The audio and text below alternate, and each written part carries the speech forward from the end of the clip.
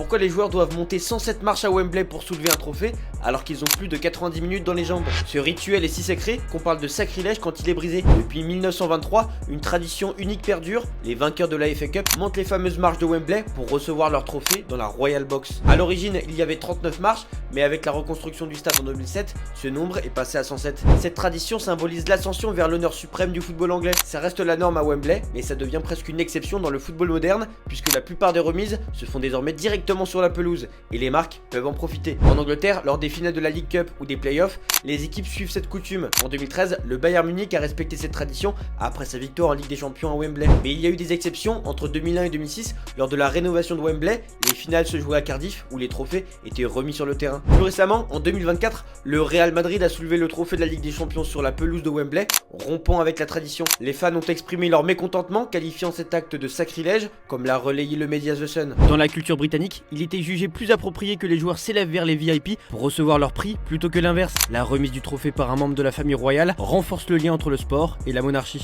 Monter les marches de Wembley n'est pas qu'un simple protocole, c'est un rituel qui symbolise bien plus qu'une simple remise de trophée, l'incarnation de l'histoire et de la grandeur du football anglais. Briser cette tradition, c'est ignorer un siècle de passion et de respect.